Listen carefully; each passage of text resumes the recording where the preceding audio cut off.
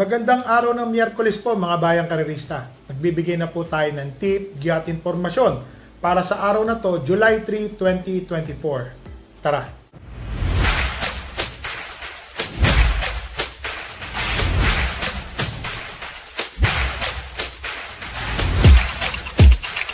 So mga bayang karerista, meron pong hinandang 7 karera. Pakita lang ho natin yung kopya. Medyo may pagkamahirap po yung lineup ng karera po para sa araw ng Miyerkules. Ang start time po ng karera ay sa ganap na alas 5 ng hapon. Kung mapapansin po natin, 6 na karera po dito is 1,200 meter race at yung last race po is 1,400 meter race. So simulan na po natin magbigay ng tip, giat informasyon. Dito po sa race number 1, 7 runners po. 6 to 10 split. Sosolohin ko po ito. Entry number 5, Heroes del 96. Napakainam po ng panalo nito nung nakaraan mga bayang karerista ha. Nanalo po ito, ka-couple entry niya si Caraga Wonder. Siya po yung number 1 nanalo. So para sa akin po, dito po sa race number 1, entry number 5, sosolohin ko na po ito, Heroes del 96. Dito na ho tayo sa race number 2, rating 5, non-placer. 6 runners po. First choice entry number 1, Imperial Queen. So, napapansin ko po itong kabayo na to, medyo may pagka, ano lang po sa gate. Kung sakali lulundag po ito ng maganda, kayang-kaya po silang sagasaan nito. Kahit saan manggaling po ito. Basta wag lang po magpapaiwan sa starting gate. Ang second choice ko po dito, itong entry number 4 na si Baywatch. Ito pong si Baywatch, talaga namang mababa na rin po sa laban. Tingin ko po may panalo rin po ito, si Baywatch po So dito po sa race number 2, first choice po entry number 1, Imperial Queen. Second choice entry number 4, Baywatch. Dito na tayo sa race number 3. 16 to 21 ang ratings niya, split. 8 runners po. First choice po, entry number 2, Ginebra. Ito pong si Ginebra, matuling kabayo, maganda po ang numero. Baka sakali pong mapabayaan sa unahan, wala pong makadikit, kaya pong tumapos ng karera. Ang second choice ko po dito, itong entry number 1, Mythic Leila. Papatungan po ito ng comeback rider na si Pitoy Guerra. So sa tingin ko po, ma-irate lang po ni Pitoy ito. Darating at darating po ito sa meta. Ang third choice ko po, itong entry number 7, VG. Ito po yung maaring sumunod po kay Ginebra ng close sec, mga 2 lengths behind po. Sa tingin ko po, malaki rin po ang panalo nito ha. Lalo na si BG, JB Bakay po ang papatong. Napapansin ko po dito, may inam po itong kabayo na to. So dito po sa race number 3, first choice po entry number 2, Ginebra. Second choice entry number 1, Mythic Leila.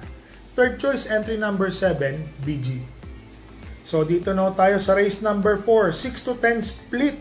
Ang ratings po niyan, 8 runners po. First choice po entry number 6, Rancheros.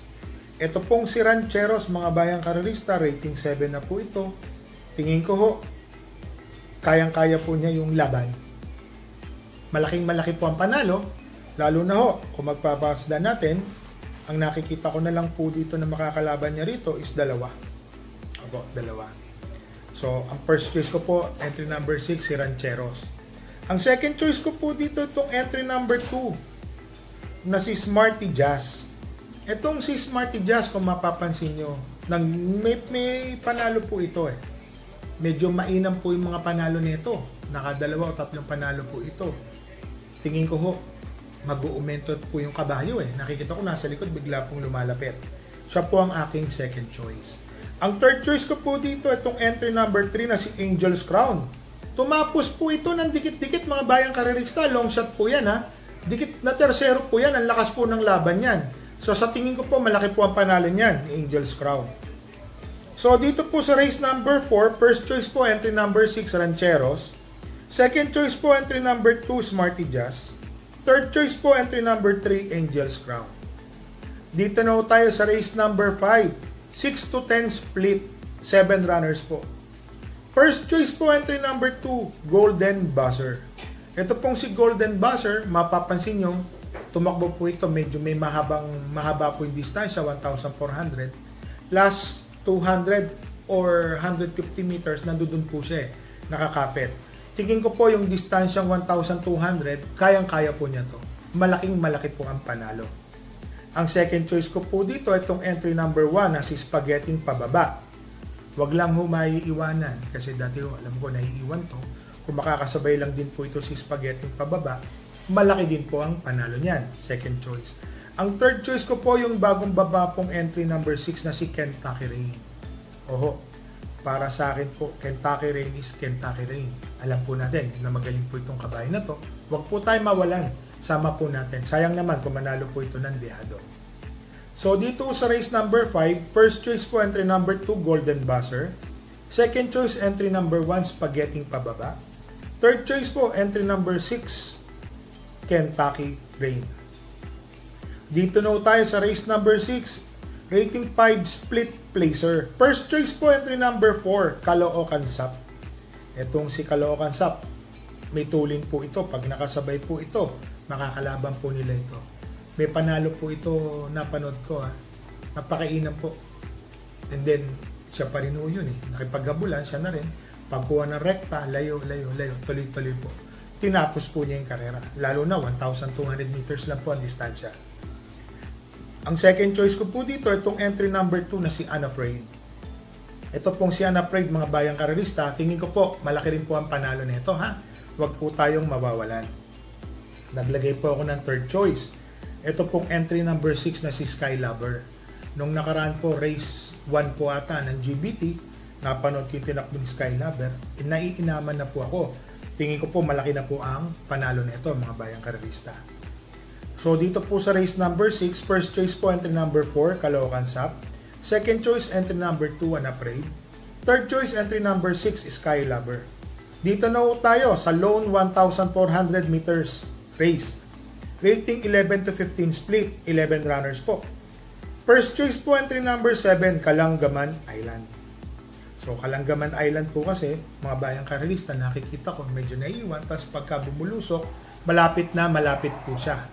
So sa tingin ko po, Kalangaman Island, malaki po ang panalo. Ang second choice ko po dito, itong entry number 11, Antonio de la Mugis. So ito pong si Antonio de la Mugis po, tingin ko po malaki yung panalo. Para sa akin po, nasigundo po ito ng huling takbo. Kaya na po rin ulitin na talunin po ito. Ang third choice ko po dito, itong entry number 9, Hang Loose. Si Hang Loose po, mga bayang karerista, talagang lehitimong matulin. Pag ito po napabayaan sa unahan, tingin ko po kaya na po niyang tapusin ang karera. So dito po sa race number 7, first choice po entry number 7, Kalangaman Island. Second choice entry number 11, Antonio de la Mugis. Third choice entry number 9, Hang Loose. So mga bayang karerista, mag-shoutout lang po tayo. Ito po. Shoutout lang po natin Dabarkads OTB ng Tandansora. Happy birthday sa cousin Joseph ko. Ito po. Ngayong araw ng Miyerkules po yan Saka sa tropang luwangan kay Boss Kim, kay Boss Carl, Boss Mac, Boss Rap at Bok Ryan. At shoutout po kay Mr. Edgar Paredes ng Tayuman, Gary Di Maranan, Harry Castañeda, Jomar Martin ng Tondo, Manila. Shoutout po sa inyo. Kay Crispin Tanson, Obet Victoria, Boss AL, Jojo Valderrama, kay Mr. OG Flores, Orlan Flores, King Flores, Dabarkad Craig. Shoutout po sa inyo. Happy birthday po kay Ronron Miranda ng Zenith Store. Shoutout din po kay Mr. Ding Galing Galing. Shoutout po kay Kagawad Kleng Baldos ng Pasay, Barangay 127. So ito po, special mention po ito. Shoutout ko lang po yung batch 65 headed by Boss June Sibilia. Boss, maraming salamat po sa tiwala. Kay Kuya Omeng, kay Kuya Teng, kay Kuya Emmy, kay Kuya Noel at Kuya Ruel. So shoutout po sa inyo. Sana po magpanalo po tayo kay Boss June. Tapos ito po, re-remind ko lang po kayo mga bayang karerista Bet small, win big. Bet big, lose big. Medyo malalakas po ang ulan. Ngayon po, napakalakas ng ulan dito sa lugar namin. So dala po tayo ng payong at tubig na mainom, mainit biglang ulan. Then alam nyo na po ingat-ingat po tayo baka madulas. So happy racing po sa inyo and stay safe po.